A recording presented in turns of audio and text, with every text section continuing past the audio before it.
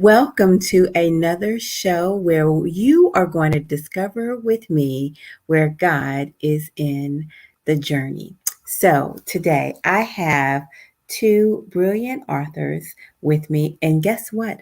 One of them is only 10 years old. This is a story that is coming from the heart of a son and his mom. It's incredible. They wrote two different books about the same event, and I'm just going to bring them right on up. Here we go. Welcome, guys. How are you doing? Well, thank you. Thank you for having us. My pleasure. My pleasure. I have Corey. You know what, Corey? I'm going to put it on you. Can you please introduce your mom? This is my mom. Her name is Anastasia, and as you know, she made a book too.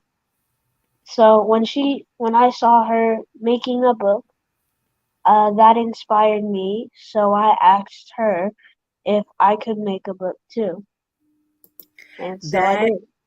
well, that is great. That is great. So she was making a book, and what did that mean to you? I mean, you're just hopping right in. So I'm going to go with it.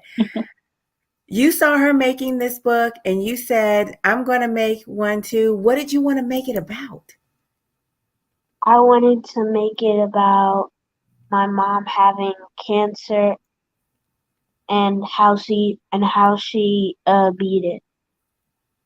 You know what? I really like that. How she beat it. So, how did she beat it, Corey? How did she beat it? It was a lot of prayers and well,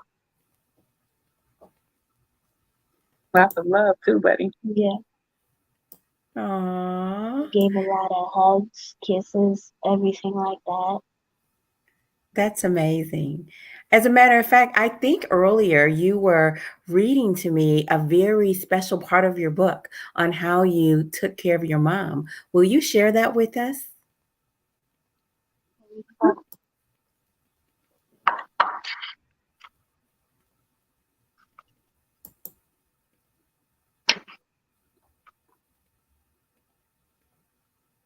Mommy prayed with me before school and asked that God keep me safe, full of joy, and focused on my day.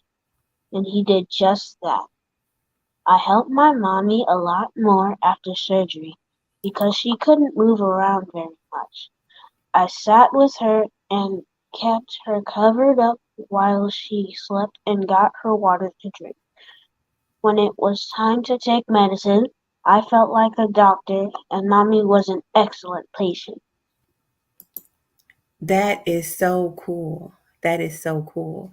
You know, Anastasia, what I'm seeing is you empowered him.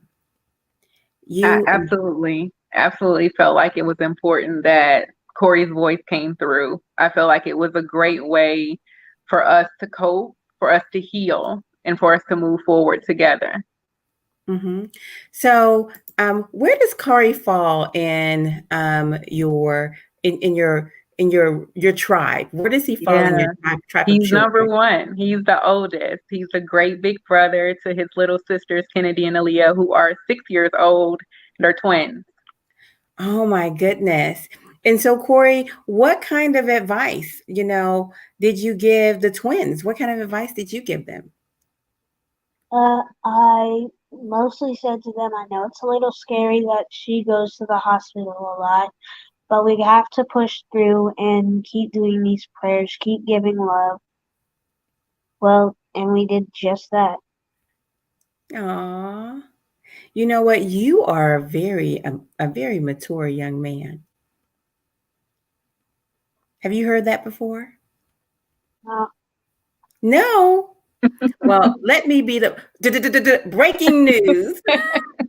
Corey Stevenson is a very mature young man, and you have such a delicate heart.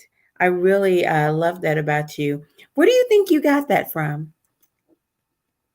I actually don't know. I feel like I got it from my mom and my dad. Oh, wow. Well, what kind of conversations have you had with your dad about your mom? Well, my dad keeps saying, I know it's scary, but we have to push through this. Mm-hmm. Mm-hmm. And so, what does pushing through it look like for you? Tell me about some of the hard times and then what you did about them. One of the hard times is when breast cancer started. It it kind of was like me and my mom were watching TV while my dad was going to pick up my sisters from their babysitter, I think. And at that part, she just fell to the floor, and then I just panicked. Mm, And then she told me to call my dad, and I did that. mm. So when my dad came, he called 911. Then the ambulance came, and they took her to the hospital. Oh, you are such a brave young man. You are so brave, and I really appreciate that. That was hard for you in that moment, right? Yeah. How do you feel about it now? I feel great. I just thank God that my mom is still alive, that she beat cancer. Do you know what the word resilience means? No, what does it mean? It means the characteristics that you have shown. It means getting through something even though it's really, really hard. Bravery is not being unafraid, it is moving forward with your very best intentions and your very best efforts, even though you are afraid. And you are both brave and resilient. It's a good thing. It's a good thing. Do you have any particular prayer that you pray over your mother? Well, I'm not sure. What? No. Say that. Our Father, the Lord's Prayer. That one? Mhm. Yeah. You can say that one, or I think earlier you were really sharing a scripture that you really enjoy. What's your favorite scripture? Scripture name? Philippians. Oh, Philippians 4:13. I can do all things through Christ that strengthens me. I think that very much goes with who you are and what you have exhibited. I really enjoy that. Now, I'm going to ask you an easy question. You've written this book and it's been a lot of fun. Not many people are, an author when they're not even a teenager yet. So, do you think this is something that you want to do again? I'm putting my mind to it, yeah. Mm-hmm. Mm-hmm. That's amazing. And I'm just curious, did you help design your book, the cover of your book? Yeah, I helped design a lot of it. Aw, that is really, really cool. Is there anything that you know? I want to know, what has God been talking with you about in regards to this journey? What has God been saying to you? He's been saying that I've been blessed for a long time. Oh, oh my goodness, Corey. He's taking me out. Corey, just Way too adorable. I love it. I love it. I love it. You are such an amazing guy. You just continue to be you. Is there anything that you want to share about your love for God, share about your love for your mom and your family before you get out of here? Because I know you got to get ready for bed. But I'm just curious. Anything, share anything you want.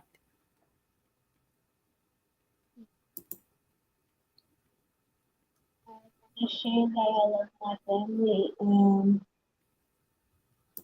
that I love that I'm here in this world. Um, we're all blessed that we're in this world right now. You are so right. You are so right. You know what, Corey? I just thank you for hanging out with me. And we're going to get together again on Thursday, right? Yes. Mm-hmm. And on Thursday, you can tell me, I want you to pick another passage for me, and I want you to tell me all about your writing process and things of that nature. Is that okay? Okay. All right. Well, thank you so much, Corey. And I'm going to say night, night for now. Love you. All right, baby. See you later. Bye bye. Bye. Oh my gosh. Oh my gosh. What Proud an mom moment. oh my God. I know. I know you just have to be beaming. Yes, absolutely. You can't help it. You can't help it. And he's the big brother. He's the big Yes, brother. yes, absolutely. Wow. Now, how long ago did you get into remission? We were diagnosed in 2019, and the journey has been going on since then. Mm. You know what? I had this question in my mind, and I forgot to ask him, but I'm going to ask him on Thursday. I want to know um, what was he thinking when you told him about the cancer? His initial reaction was, I think, like any other child, is mommy going to be okay? How will we get through it? What if something happens to mommy? And we did a lot of reassuring, a lot of, whatever happens, then, it's going to be okay. It's going to be Mhm. okay. So, what did that do to you when you knew that you had to tell your precious baby boy that mommy was sick? I have to be honest, it took us a while. So even after we received the diagnosis, we took a good week or two to really process what it meant, to get our minds wrapped around it, because it was hard for my husband and I just to face the reality. And we came to a place of, we're just going to be honest, and we don't know what the card told, but we believe God. And so therefore we're going to march forward like we should. We're going to be courageous, and we're going to be faithful, and we're going to be loving and attentive, and we're going to answer questions. So we made that decision very early, that we would share in the process, because CJ was old enough to know what was going on. The twins weren't so much, but he was old enough to know when something wasn't right. Okay. So let's see, 2019. So Mm. that means he was the eight, 8, 7.5, eight, 7.5, going on 8. Yeah. Mm-hmm. Mm-hmm. Mm-hmm. Yeah. Wow. Wow.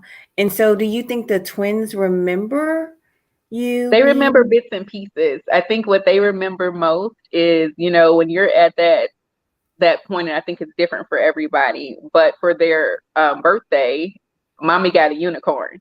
So we went all oh, out. We went all out, and we had a petting zoo in our yard for their birthday that year. So that's what they remember. They remember having a unicorn at their birthday party. okay. Okay. So they kind of just don't really understand. So, No, I think the most that they get out of it is that my hair was gone for a long time. got it. You know what? I'm just going to be flat out honest because, us girls and our hair. Yes, What was the hair journey? What? honey. So I think I was 2 rounds of chemo in, and my hair began to burn. It was like burning in my hair. And Mm. so we made the decision just to cut it off. And I called one of my good girlfriends, to come sit with me while he shaved my head. And we did that thing. So we shaved my head before all of my hair was fully gone. Mm-hmm. I can tell you it was a whole moment when I, Yeah. go to grab your hair and you just see it in your hand. It was a moment. And so I think I know I had to grapple with that a lot because it was, it's your hair, right? And I was It's one of your those people that said, I hair. would never cut my hair. I'm never gonna, do that thing. And here I Mm-hmm. am losing it by the handful. So my husband held me down and shaved my hair. And after my hair left, I lost my eyebrows, my eyelashes, and every other hair on my body. So it was a whole process, a hard process. You know what I love? I love that you decided to shave your head and you Mm. just didn't let it fall out. I think that I would have mean, been hard. it would have been hard, yeah. I love that your husband did it for you, Hmm. um, because there's just something so tender about that, Yeah, in partnering with you, and it just says that I'm with you, baby. I yeah, still love you. You are more than your hair, yeah, you know. So, definitely. so that was that was just beautiful. Yeah, Um, so yes, yes. Um, I had to ask the question because yeah, listen, all of us, all that we are, more than now, I'm not going to say more than anything, but a great part of who we are yeah, as women, we got to have our hair right and we yes, got to have our makeup right. We yes. just, that's just our look. I think it's, next may be the shoes. Hmm. I love my shoes now. My shoes in my bag. I love my shoes. Absolutely. You know what? You have a beautiful family, and I love the way you guys love one another. It is apparent in how Corey is that you love God and that you actively love one another in your Yeah, household. yeah, Did you start to question your femininity? I did. I did, especially after chemo was we were okay. And then I knew I was going to have a double mastectomy, because that we couldn't save my areolas. We couldn't save anything because the cancer was so close in that area. And Mm-hmm. so when she initially told me, she's like, well, if we take one, we might as well take the other because, we need to be matchy matchy. And I'm like, okay, that's fine. Mm-hmm. But I can absolutely tell you that it was by by far the hardest part of the journey. Okay. Being going through that and not having what I thought made me a woman. Okay. Um, I fed my children, I breastfed my children, right? And now that part of me is essentially gone, and replaced. But even the replacement process took a number of months because you go from having the mastectomy, having the tissue removed, you get expanders in, and then the expanders are in until radiation completes and your body heals from radiation. Mm-hmm. So I Mm-hmm. was lopsided. I was stuffing stuff in my bra. It was Mm. a whole situation. It was Mm-hmm. hard. It was hard. I still have problems if I'm honest, right? Just loving myself through my scars. My body doesn't look the same. I don't feel the same. It's just different. It's different. So, is there anything particular that's different? Or the sensation in is the sensation in your body different? Yes, What's different? Okay. all the things that you just mentioned, right? So I don't have nipples, areolas. I have scars, right? Okay. In addition to that, I had a hysterectomy, so I don't have a uterus, ovaries, all those inside parts are also gone. Mm-hmm. And so you work with the scars, you work with loving the implants, right? Because they're not Hmm. even perfect. Everybody's like, you got a free boob job. No, I didn't. Right. I did not. I paid for that. So loving myself through all of that and all of the things that, were important to me before and trusting God through that process of I am not those things. Those things don't make me who I am.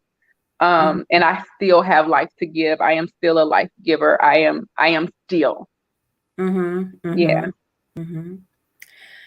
You know, my mother recently had life-saving surgery, Mm, and she has a scar from here all the way across. mm, My mother has beautiful skin. My mother's skin is just like butter. It's so pretty. mm, And she's still not fully healed, okay?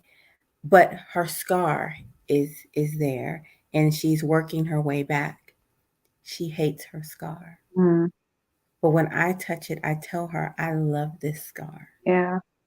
It is beautiful to me because it is the evidence that God saved my Absolutely. Absolutely. and I promise you, that's how I look at it. It it doesn't look ugly to me. It looks Right. beautiful to me. And I share that with you from a person on the outside looking in. Maybe, just maybe, the people who love you see your scars the way I see my mommy's scars. Mm. Yeah. They look gorgeous. Yeah. I can say that it has absolutely been, a big part of the journey in loving who I am. It's having my husband constantly reassure me of my beauty and Mhm, how grateful mhm. he is that I am still here and how he continues to love me through it all. He doesn't care about the scars. It doesn't matter to him.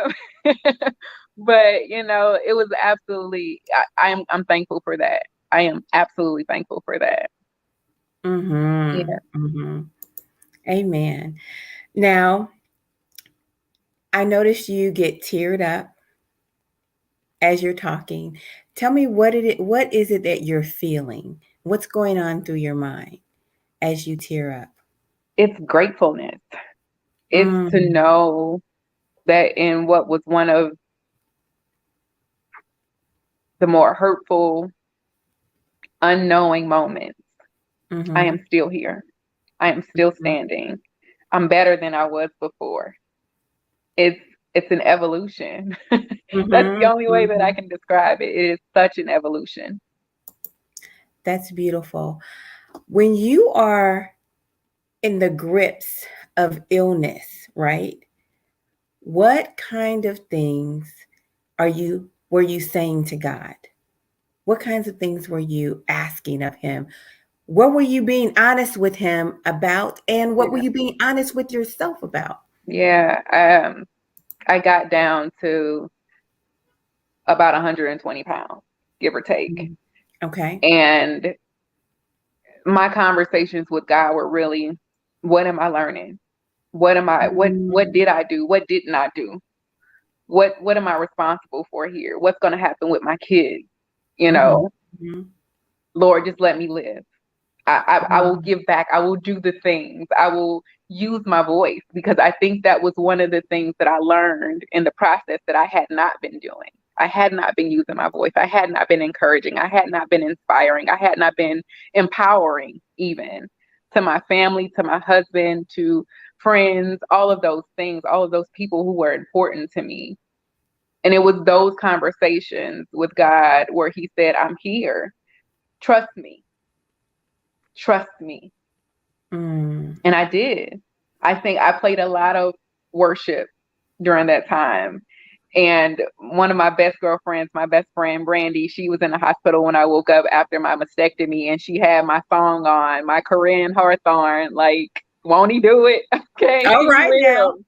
I Yes. think somebody So, wrote that for you. I think okay, it woke up with a praise. Okay, coming out of the anesthesia and everything. But I had a playlist of those songs that I kept going and I kept listening and I kept making myself available to hear God. And he showed up. wait a minute. I love that. Making yourself available to hear God. Yes, ma'am. What does that look like? How do you do that? Be still. Okay. Psalms Mhm, 46 and 10. Be still. I think we get so busy with the go and I gotta be and I gotta go in this board meeting and this young professionals thing and I gotta grow for work, so I need this training and I need this education. No, be still. Listen to God and make yourself available to him. And so that he can Mm, download those jewels, so that you can hear him clearly, so that you can understand your assignment, right? There is purpose in every situation. There's always an opportunity to learn, to grow, to just become who he wants you to be, right? Because you have a journey, you have a purpose. And this is the time. This is the time he spoke to me. mm. So I'm going to say this scripture to you. Yeah, All things work together for the good of those who love the Lord. all the time. Talk to me about that. Yes. When I think about the hardness of it, if it were not hard, what would you learn? If you did not Mm, have this opportunity, how could you grow? If you mhm, did mhm, not take the position to trust him, what would you not know? All of those things are working for my good. mhm. It doesn't matter who sees it or who doesn't. It's working for my good. Amen. So you're ill. Your husband's loving on you. You got your son. And what comes to your mind is, I'm writing a book. It didn't Wait a turn minute. that way. I I know promise what it I'm wasn't going that to do. instant. It was not that instant. So my best friend again, she made me literally. Stacey, Okay. you need to keep a caring bridge, just so people can know. They can know what's going on. Nobody's calling you 1,000 times a day. Just update every now and then. And that journal turned into a book. I got it. So define a caring bridge. We're going to break this down. So a caring Yeah. bridge, what is that? What is that? It is a website that you build for a loved one or for yourself when you're going through different situations. I know a lot of folks use them as they're going through maybe cancer journeys, or maybe it is, Mm, a health issue, heart issues. People use them for whatever they need them for. But it's also an opportunity. This whole website is set up to where you can set a calendar to bring food, or just update people on what's going on with your journey, the latest surgery, the latest chemo, whatever. But it wow. gives everybody a one-stop shop to understand where you are, what you need, what kind of support is important, what the doctors are saying. You just put it all in this one place. And yeah, That is so great. I honestly had never heard of that. Where yeah, did that come from? have no idea, but it was her idea. Okay. Yeah, it's KarenBridge.com. Wow. Yeah, That is such a marvelous and it's idea. free. And so that's incredible. Yeah, So you did that and you set up this journal and then you just extracted all of that and put it in your book? that's Is that right. what There happened? are different portions of the book that are actually copy and paste journal entries, right? So each portion, each chapter of the book has Mm. a journal entry that goes with it. Wow. Say that website again. It's Somebody type this. KarenBridge.com. Caringbridge.com. Mm-hmm. That is going to help somebody. I have a Facebook group that I started, and it's the Caring Corner. I'm going to put that in there because we need it. We need Yeah, to know about it. Um, Loved ones are going through things, or you have a sick kid. That needs to be on there. I love agree. that. I Yeah. love it. Okay, so some of this is copy and paste. What else is in that book besides, you know, what you put, what you put down while you were in the journey? What else did you put in there? Yeah, I think I went through 9 chapters and there are different phases of the journey.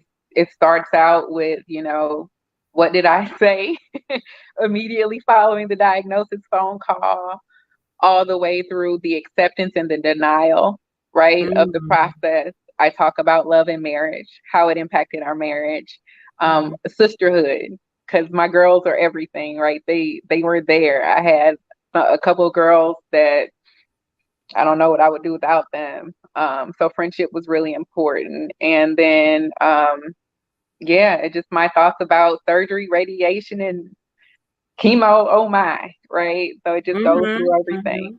Mm-hmm. Mm-hmm. So, who is this book for? Who would benefit from reading your book? Anyone that has had any impact with the cancer journey. Also, folks that are looking to evolve and find the silver lining in their clouds. Um, I feel like my book offers just hope and inspiration. Mm-hmm. I feel inspired for sure. Now, can you just give us a little bit, a chapter out of your book? Can you read us something? Can you You share would something? like me to read a book? Yes, just share a little bit. Please Yes, share. sure. Let's see. I can give you a little bit of the Bonds of Sisterhood. This is chapter 6. Um, and it starts out, if either of them falls down, one can help the other up, but pity the one who falls and has no one to help them up. Ecclesiastes 4 and 10. I Mm-hmm. realized the power of a village extremely early in my diagnosis. I didn't know how critical they would become along the journey, though. I have been blessed to meet and love many friends, associates, and then some friends that became family. Once Corey and I decided we wanted to begin including others in on the news of the diagnosis, we started slowly by telling immediate family. We knew that this was going to be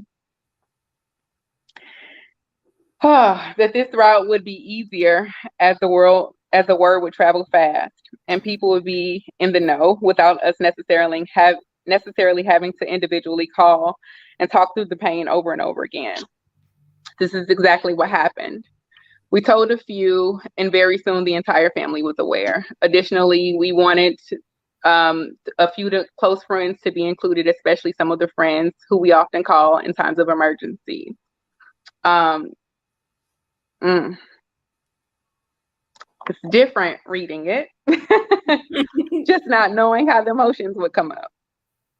There were some people that I told where I felt an obligation and a response, and I received confirmation only distance from the relationship. It was like I could immediately tell who would be a silent supporter and who would be in the trenches with me. The reality of that stung a bit, and I learned the lesson of creating and then releasing people from the expectations I had for them in my life. Having expectations for others will either leave you over the moon happy or horribly down, bitter, and blue. As the word continued to spread, I received text messages of love and encouragement and the phone calls of confirmation that they knew in advance that this battle would be won and the cancer had picked the wrong woman to mess with. It gave me hope, and that is what I needed to get through the first few weeks. It seemed surreal still. Corey was by my side at every appointment. He may not have understood the ins and outs, but he was for sure present and available to me for support, encouragement, and just to hold me up when I was too weak. My mom played a critical role. I knew she was shaken. I knew this took the wind out of her. So when she was present, I tried to put on the face that this would and we would be absolutely fine. But my mom always knows. No matter how much I smiled, joked, or attempted to shrug off my feelings, I could look in her eyes and tell that she would be strong for me, whatever I needed her to be, and that she would fight with me. So much so that when mm, that she was the first to say, when you start losing your hair, I'm cutting mine too. Now, hold on. I'm just going to have you pause for a second because, oh my goodness. I want you to continue, but I got to just unpack some of what you said there. First of all, yay, mom. Yay, yay, honey. Yay, Corey, your husband, Corey. And yay, you. It's so beautiful. I see how God was working on some things there. I see it. You said this that you had to release your expectations of people because it would leave your heart, I think you said over the moon, or Yeah, it would leave you greatly disappointed. yeah. Disappointed. Explain that for me. You know, you have people in your life that you love and you have a good time with, and they're everything. Mm-hmm. But there comes a point where not everybody's meant to cross the same bridge with you. And you Mm-hmm. have to be okay with that. Not loving them less, not giving up on them, but for sure being able to say, I love you, but I love you enough to know that you're not going to walk this with me. And that's okay, Mm-hmm. right? You Mm-hmm. have to not have expectations, because expectations will let you down, Mm-hmm. right? You go through what you grow through, and you grow through what you go through. Expectations, not the person, but expectations will Yes, let you down. yes, Ooh-wee. I love it. yeah, I love that so much. The reason why I love that is because we just have to let the people be who they are. yes. It's not bad. It's not good. Sometimes people are not equipped to go on the That's journey. right. That's right. And sometimes your journey and theirs is too much, right? Mm-hmm. And no one can tell them that but you. You can only tell yourself what you can handle, right? It's not my Mm-hmm. job to process anybody else's feelings. It's not their job to process them, my feelings. Mm-hmm. You do what you can do, and that's all you can do. And I like that you pre-forgive them. It only hurts you if you hold on. Mm-hmm. Mm-hmm. You're giving yourself permission to release them. Hmm. That's Mm-hmm. right. That's right. I don't know if people ever really get there. You It know, takes a while. no, think about this in everyday life. Yeah. In everyday life. Um, you know, I will say this. Most people don't get there in even in regular friendships, people don't get there. So You true. know, I recently had a conversation, and I I love this woman to the bottom of my heart, and I know she loves me. But you know, as grown women, and particularly if you're going through something, you don't always have time to pick up the phone when the person calls, That's right? right. And she was upset with me a little bit because I didn't have time to pick up the phone, at a regular interval. Um, but when I told her about it, it was immediate. She got it. But it was that expectation Hmm. that she had for me to just automatically be able to answer the phone Yeah. when she was ready. But grown women, we got stuff to do. This is true. This is true. We But the pressures, I guess the reason why I mentioned that is because we have so much pressure in on regular friendships. We do. We do. And I think that's what I love about my sisters, right? There are some that I have friends, I Mm-hmm. have family, and then I have sisters, right? Where we don't have to Mm. talk every single day. Yeah, And we good. Okay. We are right. fine, more than fine. And we pick up where we leave off. Yet, if there is a time where we need one another, we're there. Mm-hmm. There are no Mm-hmm. questions, there are no assumptions. It's just Mm-hmm. what it is, right? And I think to your point, we have gotten to a place where we've placed all of these roles, duties, and levels of expectations on people when that's not what we're supposed to do. We meet each other where we are, no more, no less. Mm-hmm. That is beautiful. Okay, give us a little bit more. Give us a little bit more of that book. I just had to stop you because I could not let you go on without talking that through. I had to get Yeah. it. Yeah. Okay. All right. Okay.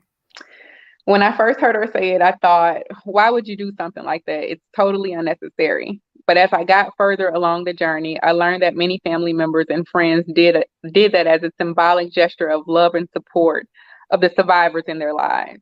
She eventually did cut her hair, and when she did, my heart melted. I felt blessed not only to have my mom present, but also to have her completely in my corner, no matter what it required. A mother's love, right? My mom and I had a rocky relationship during my teen years, especially after my father passed. I loved her, but I didn't like her parenting style when it came to me. In my eyes, she was extremely easygoing on my brother, and he had very few consequences. But for me, she was overly stern and plain old mean. Well, that's what I used to think. As I matured and life got the best of me, we had a conversation. She told me once, I push you because I see something in you. You're different and you're special and you will be better. At that moment, that meant the world to me because I often doubted that she actually believed any of that to be true about me. Over the years on this earth, we've fallen out. We haven't seen eye to eye. But to look at us now, it's so different. She shows her love in many ways. She is always available to me and gets upset if I miss a day of not calling to check on her. She is often at our home to love on our kids and make my favorite meals or desserts. She often takes the kids to give Corey and me a break. And sometimes we just sit in silence and watch TV together. All the things I never thought would happen a few years back. Cancer seemed to bring us even closer. I realized that no matter how old I got, I always needed my mother's love. And I'm blessed that she's still here to provide me with that. During the treatment, she was in the cancer center with me. She asked the doctors questions. She made sure that she was not only present, but actively engaged in understanding what I needed. She was and still is an amazing, strong woman that would absolutely do anything for me. I Freeze. am the youngest of 10 No, siblings. freeze. Stop, Freeze. stop, stop. Wait a minute. I'm going to clap. I'm going to clap because I love it. I love the motherhood. I love the transparency. I love the fact that you reached back into your mother's and your relationship and showed how it unfolded to today. Yeah, That is beautiful. thank you. That is so beautiful. People think that a relationship all has to be stagnant. It's always one way, but it can be tested. And you are different from your brother. Do Yeah. you know mothers are like that? They raise their daughters and spoil their sons. That's a whole nother show, Right. okay? Okay. But her love for you was tested and it withstood the test of time. It Yeah, withstood the test of cancer and it was truly from above. yeah, That is so beautiful. yeah, That is so yeah. beautiful. I mean, me and my mom, like I said, we haven't seen eye to eye. She's about knocked me down a few times, but as we get older and we mature, and I think cancer, it was just a vehicle for a number of things, and that relationship was one. If I was not healed before cancer, I definitely am so healed when it comes to our relationship now. I think I recall, the doctors tell you don't Google anything, Anastasia. What? Don't try to go out there and look for anything on your own. And I did. I was hard headed. Mm-hmm. And it was after the biopsy, I was sore and just in a lot of pain. And I'm watching all of these video clips of, people talking about the chemo treatments are killing you and they're just trying to, get money and you should go out of the country and get all a natural. And I completely lost it. I boohoo cried, I'm going to die. I'm going to die. And my mother climbed up in my bed with me and put me on her bosom and rocked me until I just couldn't, right? She did what she needed to do. She consoled her child. And yeah, necessary. Oh, wow. You have a good mama. I do. You know what? I'm very thankful that you still have your mother here Yeah. to do that because she filled such a role in your heart. You know, she took her place in this journey with you. Yes, she did. And something that we're not talking about, and maybe it's in your book, but your husband and your mom Woo, had that's a to whole nother podcast right there. real because I would love to know that dynamic because they had to come around you in a way that kept you sheltered and close without stepping on one another. It was a learning process for all of us. Okay. It was a learning process for all of us. My mom was my mom, and she made sure everybody knew it. Okay, period. Okay. And my husband is my husband, and he let everybody know that. Period. And Okay. there was some times where they clashed, but I think it was my prayer and Mm. my request, Mm-hmm. y'all. We gotta do this the right way. Like, Mm-hmm. he's my husband, and so we need to honor that. Mm-hmm. And it took some grappling, but we got there. So, us an example of a boundary that had to be established, because that's what it was about. Your mama was saying, "This is my child, and I brought her Exactly. in this world," Yes. right? Right. Yes. And you, your husband was saying, "This is my wife, and God gave her to me." Yes. Yes. Yes. And in that order. Right. Exactly. Exactly. So help us understand the boundaries and how did they end up putting that together? Like, help us understand. Yeah, I think there was, I don't know which hospitalization it was, but my husband needed to be present. And Mhm. my mom was not okay with that because she needed to know that her daughter was okay.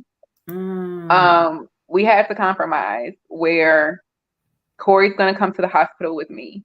I need you to take care of my kids. I need them to know that I'm Mhm. okay and you're the person to do that because they believe you, right? So I think it was setting that boundary that Corey needs to be present and he will call you. I promise you, he will call you. He will keep you Mhm. updated. He will let you know what's going on. Um, as he can, right? Because his job was to be attentive to me. So, is there any best practices in your book? Is there an There are outline? none because we haven't mastered that yet. We're not there yet. The evolution is still continuing. Oh my goodness. You want to know what? Just, I think, acknowledging that that part exists and that Yeah, part is there. I think that's huge, because it's not that people don't love one another, but it's like all hands on deck. At the yeah, same time, there can be a whole lot of cooks in the kitchen. right, right. It's a fine balance that we have to walk. And Mhm. until I think what I learned, I think in the process is that we have to have some very transparent conversations and not be afraid of the possibility of what may or may not go the way that we want it to go. Those conversations have to happen early and often, so that we know where we stand, right? If I am to love and honor my husband as the Lord has called me to do, that's what I should do. And he tells you to leave and cleave. So my job was to do just that. And it's not easy, especially when you have the desire to show your parent the love that they deserve because you're here, because they brought you in the world, right? It's a learning curve. And I don't think, I haven't seen anyone that does it perfectly. I think there is always room to learn and grow. Wow. I don't think perfection is the goal. I I think lost your audio. I can't hear you. oh my goodness, let's see. Can you hear me now? Yes, you're kind of faint though. Great. Okay, I'm sorry about that. But I don't think there needs to be perfection, but I do think there needs to be a class for that, Yes. Yeah, I agree with you. It's you necessary. know, because it's hard to know what's right. And at that particular juncture, the the parents are so involved, and they need to be involved. It's like Yeah. all hands on deck. But where are the true boundaries? The intimacy has to be there with Yes. you and your husband, you know, but it's like, where does the parent fit in? And they're coming. They're Yes. coming in. Absolutely. Absolutely. At all costs. Yes. Exactly. So look, I know you don't have it perfected, but you have gone through it. So can we get a worksheet? I can Well, put something together for you. I'm serious. If you put together a worksheet, I will attach the link in the. I most certainly will, because I just know that people are going through this, and What they don't want to feel is abnormal. Yeah, Nobody wants to feel alone, and they want to feel that there is a light at the end of the tunnel. And that's what absolutely. you're giving us. You know, it can always be a work in progress, Yeah, but knowing that there's hope, that's a big deal. yeah, absolutely. Absolutely. You know what? I think you're just a walking definition of hope. Oh, thank you. Mhm. Mhm. That's awesome.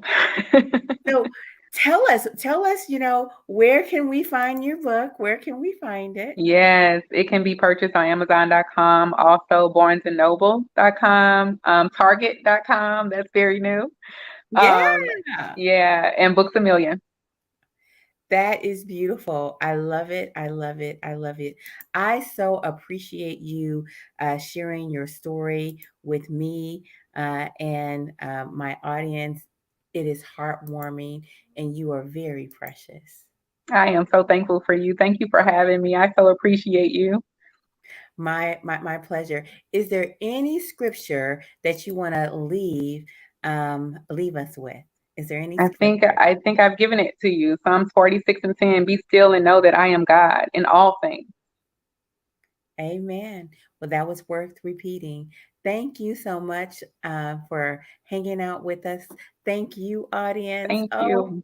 you guys have been such a blessing, and we will see you back here, right? We'll see you Yes, back here on Thursday. Now, Thursdays are a little bit different. For me, Sundays, we're at the kitchen table, but on Thursdays, we're at the water boardroom. cooler. Well, yeah, we're in the boardroom, we're at the water cooler, and we get intimate, but we really do unpack, right? Yeah, We unpack the business of what we're working on. And so we're going to unpack the business of this book. All sounds right. good.